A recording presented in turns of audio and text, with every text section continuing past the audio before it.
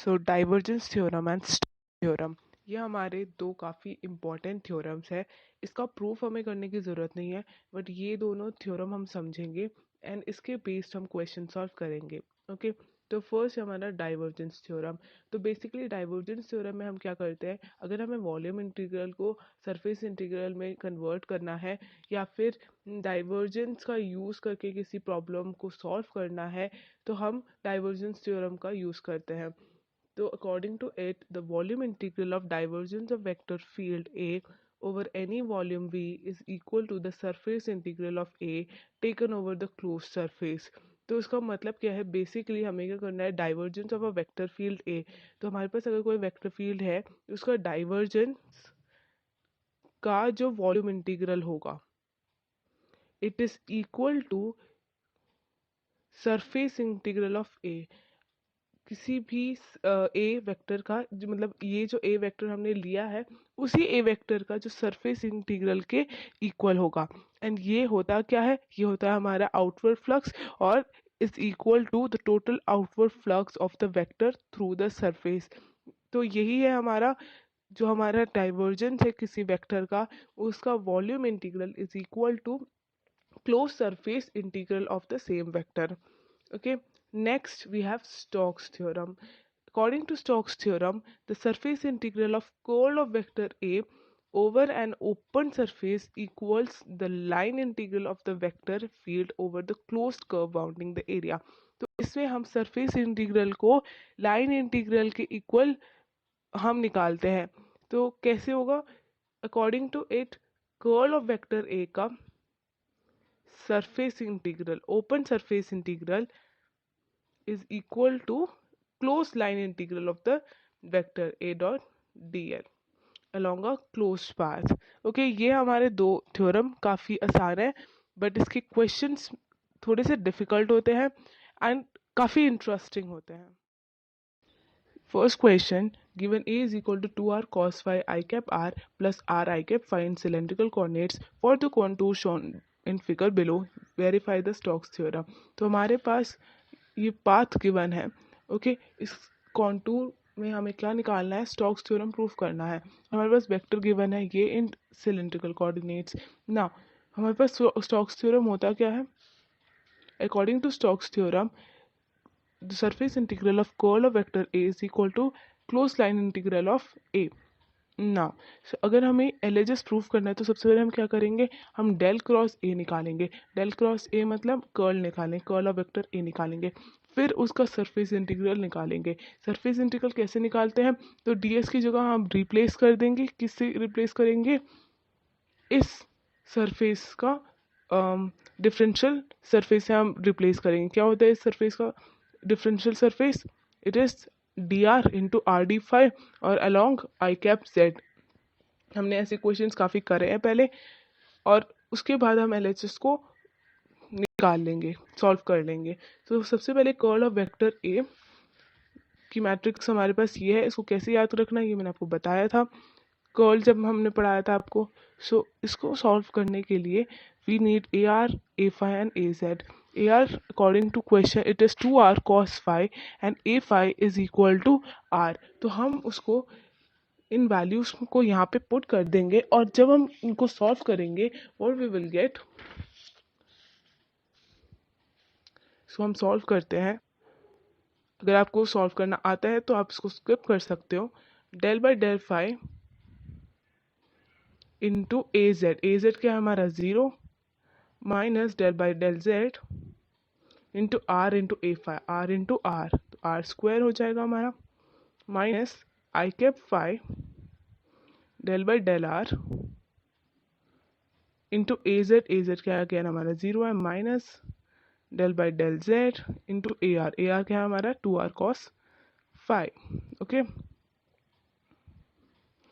Plus i cap Z by R into del by del R minus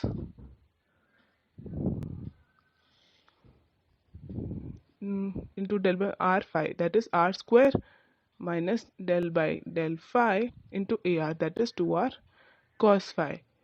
okay, तो इसको solve करने के बाद हमें मिलेगा, ये वैल्यू क्या हो जाएगी हमारी, ये ज़ीरो है बिकॉज हमारा z के रिस्पेक्ट में डिफ्रेंशिएट हो रहा है, यहाँ पे हमारे कोई z की टर्म नहीं है, तो ये पूरा ज़ीरो हो जाएगा।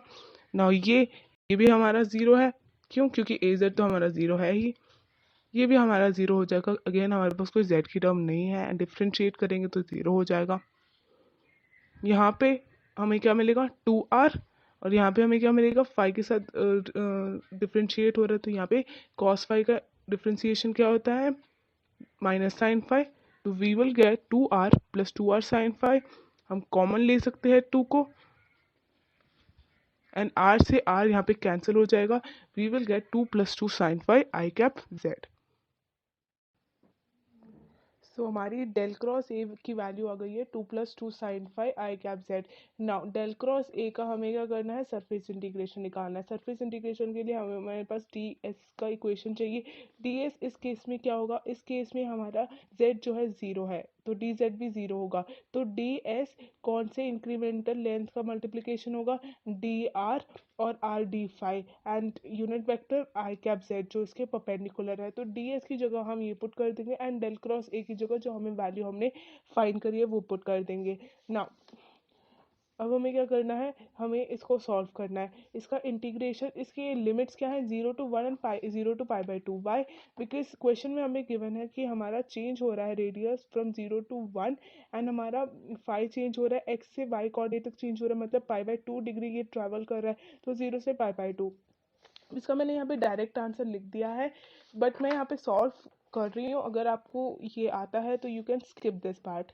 सो अगर हमें इसको सॉल्व करना है तो इजीली हम क्या करेंगे, इन दोनों का पहले डॉट प्रोडक्ट निकालेंगे। 0 to 1, 0 to π/2, तो 2 plus 2 sine phi dot R D R D phi आई कैप जेड डॉट आई कैप जेड। इसकी वैल्यू क्या है 1, तो हमें इनका मल्टीप्लिकेशन करना है।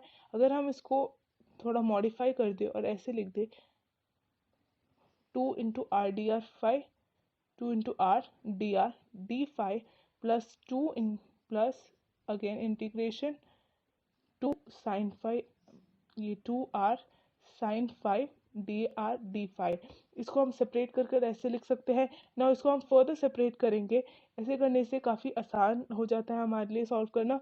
तो 2 हमारा यहाँ पे कांस्टेंट है, तो इंटीग्रेट करेंगे 0 to 1, आर डी आर का इंटीग्रेशन हो रहा है 1r d r 0 to π/2 d phi, right, plus 0 to 2 को अगेन हम बाहर ले लेंगे, 0 to 1 r D r and 0 to π/2 sine phi d phi. अब इसका सिंपली इंटीग्रेशन ही करना है, तो 2r² 2 फाइव 0 से π/2 और 0 से 1 प्लस 2r² 2 0 से 1, एंड साइन फाइव का क्या है माइनस कॉस फाइव 0 से π/2। इसकी वैल्यूज हमें पुट करना है, तो ये हो जाएगा हमारे 1/2 माइनस 0, ये π/2 माइनस 0 प्लस 2 1/2 माइनस 0, और ये minus cos π/2 minus minus cos 0। इसको सॉल्व करने के बाद हमारे पास मिलेगा π/2 प्लस 1। ओके, नाउ ये हमें मिल गया π/2 प्लस 1। अब हमें इस लेफ्ट हैंड साइड की वैल्यू तो हमें मिल गई, del cross A D S की हो गई π/2। अब हमें क्या है right hand side, that is Stokes law के अकॉर्डिंग हमें ए डॉट डी एल का इंटीग्रेशन निकालना है। ए डॉट डी एल का इंटीग्रेशन 3 पार्ट में हम डिवाइड करेंगे और फिर इनको ऐड करेंगे। तो सबसे पहले लाइन इंटीग्रल होगा इस पाथ का, फिर इस पाथ का, फिर इस पाथ का। 0 से 1 चेंज हो रहा है आर हमारा, फिर फाइव हमारा चेंज हो रहा है 0 से π/2, फिर अगेन आर हमारा चेंज हो रहा है 1 से 0। तो फिर इन सब का हम सम कर देंगे। तो फर्स्ट ऑफ ऑल डीएल क्या होगा, हमारे पास डीएल क्या है, according to cylindrical coordinates DL की वैल्यू क्या होती है, D R I cap are plus R D phi I cap phi plus D Z I cap Z. Okay, first case में हमारा फाई कांस्टेंट है और जेड भी कांस्टेंट है, तो चेंज क्या हो रहा है हमारा सिर्फ डी आर। तो D phi and D Z की वैल्यू इस फर्स्ट केस में 0 हो जाएगा, तो डी एल हमारे पास बचेगा सिर्फ ये। तो इसका मल्टीप्लिकेशन होगा, इसका डॉट प्रोडक्ट होगा हमारा ए के साथ। सो फर्स्ट केस में हमारा 2r cos phi i cap r plus r i cap phi ये हमारा a वेक्टर है, इसका डॉट प्रोडक्ट होगा dr i cap r के साथ एंड लिमिट 0 से 1 बिकॉज वेरी हमारा 0 से 1 हो रहा है। ओके इसका डॉट प्रोडक्ट करेंगे तो i cap r dot I cap r तो 1 होगा, but i cap phi dot I cap r हमारा 0 है, तो हमारे पास ये बचेगा। एंड फाई की वैल्यू हम यहाँ पे क्या पुट करेंगे, फाई क्या एंगल होता है जो एक्स एक्सिस के साथ बनाता है, एक्स एक्सिस के साथ यहाँ पे 0 डिग्री बनेगा। अभी इस केस में फाई की जगह यहाँ पे हम पुट कर देंगे 0। ओके यहाँ पे फाई की जगह 0 एंड आर की जगह 1 पुट करने पे हमें वैल्यू मिल रही है 1। सिमिलरली सेकेंड केस में यहाँ पे हमारा डी आर 0 होगा, क्योंकि यहाँ पे रेडियस चेंज नहीं हो रहा है, रेडियस वेक्टर हमारा चेंज नहीं हो रहा, ऑल जो हमारा चेंज हो रहा है वो है अजीमुथल एंगल, वो इंक्रीज हो रहा है 0 से π/2 तक। तो हमारा D R I cap R and D Z I cap Z ये पूरा हो जाएगा हमारा 0 एंड बचेगा हमारे पास सिर्फ ये वैल्यू। तो डी एल हमारे पास है आर डी फाई आई कैप फाई, तो इसको हम डॉट प्रोडक्ट करेंगे ए के साथ एंड इंटीग्रेशन करेंगे एंड ए हमारा क्या है 2r cos phi i cap are plus r I cap phi. ये टर्म हमारी मायने नहीं रखेगी, क्योंकि i cap r dot I cap phi तो 0 होता है, तो हमारा मल्टीप्लीकेशन होगा r dot R D phi, that is are square D phi. And हमारे लिमिट्स क्या है, जैसे मैंने पहले बताया 0 to π/2। ओके एंड इस आर की जगह हम क्या वैल्यू पुट करेंगे, आर की जगह हम वैल्यू पुट करेंगे 1। ओके आर की जगह हमने वैल्यू पुट कर दी 1। डी फाई का इंटीग्रेशन क्या होता है 5 फ्रॉम 0 to π/2, तो ये हो जाएगा π/2 minus 0 into 1 that is π/2। Similarly यहाँ पे भी जैसे हमने यहाँ पे किया था वैसे हम यहाँ पे भी करेंगे, बस लिमिट्स जो है हम 1 से 0 पुट करेंगे। सो यहाँ पे जो हमने प्रोसीजर यहाँ पे फॉलो किया था वही करना है, बस हमारी जो लिमिट है 1 से 0 और यहाँ पे फाई की वैल्यू जो है, अब फाई की वैल्यू यहाँ पे क्या है, फाई की वैल्यू π/2 90 डिग्री, फाई की वैल्यू हम पुट कर देंगे फाई इज इक्वल टू π/2 और cos π/2 क्या होता है हमारा 0, तो ये पूरा बन जाएगा हमारा 0। अब हम इन तीनों को ऐड करेंगे, so we will get π/2 plus 1 plus 0 मतलब π/2 and this is equal to this value, मतलब हमने प्रूफ कर लिया कि स्टोक्स लॉ इस क्वेश्चन के लिए एप्लीकेबल है। ओके